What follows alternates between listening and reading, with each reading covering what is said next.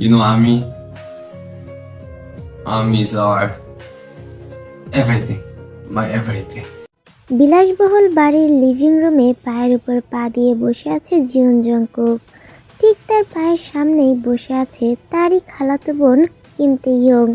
Kim তেহিয়ং অসহায় কণ্ঠে কান্নারত অবস্থায় বলল, ভাইয়া প্লিজ আমাকে টাকাটা দিয়ে সাহায্য করুন প্লিজ। বাবা খুব অসুস্থ, ইমিডিয়েটলি হসপিটালে ভর্তি করতে হবে, দয়া করুন প্লিজ। তোকে সাহায্য করলে আমার কি লাভ? জঙ্কুক তাচ্ছিল স্বরে কথাটা বলল, তার ঠান্ডা কণ্ঠে শীতল ব্যঙ্গ ফুটে উঠল। তে কাঁপা কাঁপা কণ্ঠে বলল, বাবার অবস্থা খুব খারাপ ভাইয়া, ডক্টর বলেছে সময় মতো চিকিৎসা না করলে উনি আর বাঁচবেন না। আপনি প্লিজ আমাকে একটু সাহায্য করুন, আমার কাছে ফিরিয়ে দেওয়ার মতো কিছুই নেই, শুধু আপনার দয়াটা চাচ্ছি। জঙ্কুক একটা দীর্ঘ শ্বাস ফেলল, যেন সে এই কথাগুলো শুনতে ক্লান্ত। দয়া? সিরিয়াসলিতে দয়া দিয়ে কি হয়? টাকা তো পয়সার জায়গাতেই লাগে।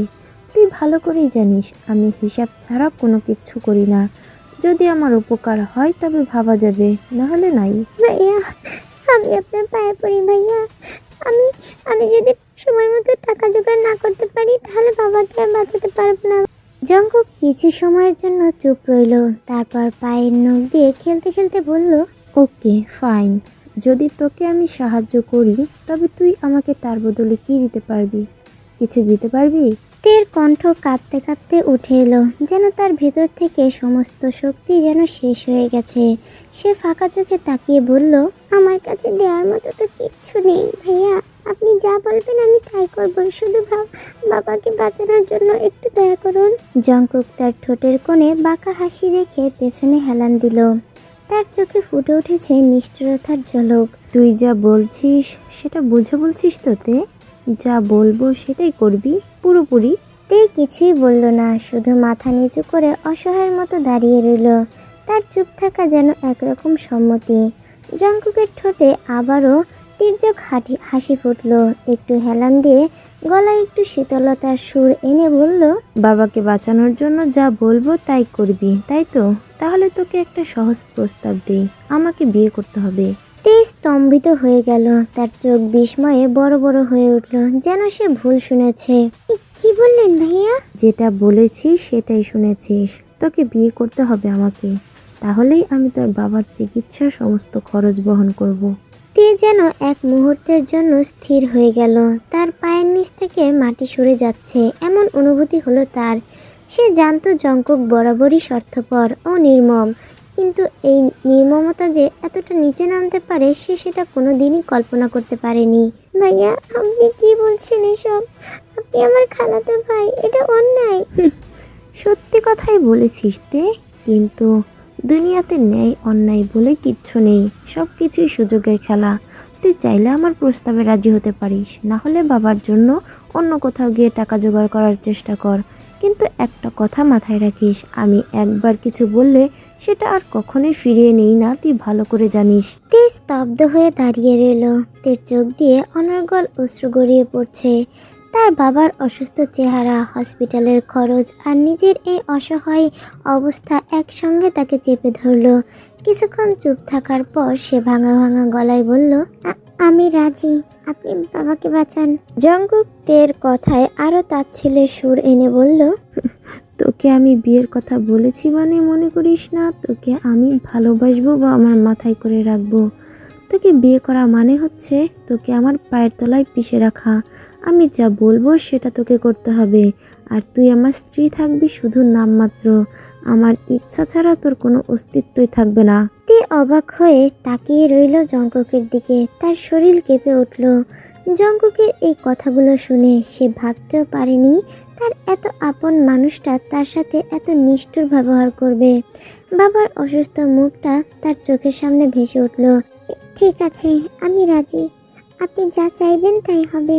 তের কণ্ঠ ভাঙল, কিন্তু তার কথায় একরকম নিরুপায় অসহায়ত্বের ছাপ ছিল। জঙ্কুক হেসে বলে উঠল, গুড জব কিম তেহিয়ং, তুমি এবার বুঝতে শিখেছো দুনিয়া কিভাবে চলে। কাল থেকে সব ব্যবস্থা হবে, তোর বাবাকে হসপিটালে ভর্তি করার জন্য টাকা আমি পাঠিয়ে দেব, আর তুই আমার জীবনধারার একটা অংশ হয়ে যাবি। ঠিক যেমনটা আমি চাই। তে মাথা নিচু করে সেখানে দাঁড়িয়ে রইল।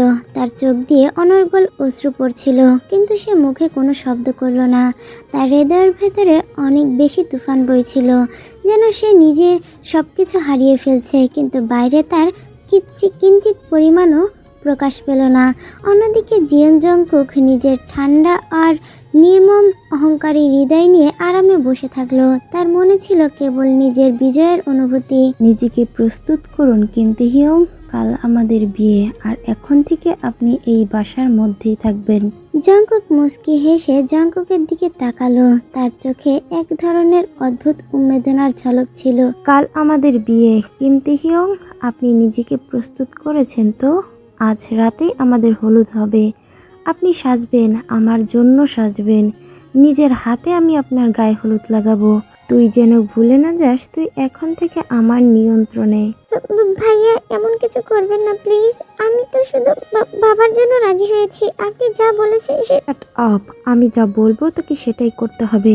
এখানে তোর কি ভালো লাগলো না লাগলো সেটা দেখার টাইম আমার নেই। তুই আমার খেলার একটা মোহরা মাত্র, এটা মনে রাখবি। আর আজ তোর হলুদে সাজানো হবে তোকে, আমার ইচ্ছা মতো সাজানো হবে। তে চুপ করে গেল। তার মুখে কোনো প্রতিবাদ করার সাহস ছিল না। বাবার অসুস্থ মুখ আর হসপিটালের টাকা জোগাড় করার অসহায়তা তাকে যেন নিরুপায় করে তুলেছে। জংকুক চেয়ার থেকে উঠে দাঁড়িয়ে বলল, এখন তুই যা, নিজেকে প্রস্তুত কর। রাতে আমি নিজের হাতে তোর গায়ে হলুদ লাগাবো। এটা আমার ইচ্ছা, আর তোকে আমার ইচ্ছা মতোই চলতে হবে। তে ধীরে ধীরে পেছনের দিকে হাঁটা দিল, চোখে তার অশ্রু। সে জানতো এই নির্মম পরিস্থিতি থেকে পালানোর কোনো পথ নেই। তার জীবন যেন এক নিঃসঙ্গ অন্ধকার জালে আটকা পড়ে গিয়েছে। 1 ঘন্টা পর জংকুক ধীর পায়ে তের রুমে ঢুকলো। তার হাতে ছিল একটি ভারী জাঁকজমকপূর্ণ হলুদ রঙের লেহেঙ্গা। সে লেহেঙ্গাটা তের দিকে ছুঁড়ে দিয়ে ঠান্ডা গলায় বলল, এটা পরে নে, আমি এখানেই আছি, আমার সময় নষ্ট করবি না। তে লেহেঙ্গাটা হাতে তুলে নিল। তার হাত কাঁপছিল। লেহেঙ্গাটার ঝলমলে কাপড় আর ভারী কাজের ওজন যেন তার মনেও চাপ সৃষ্টি করছিল।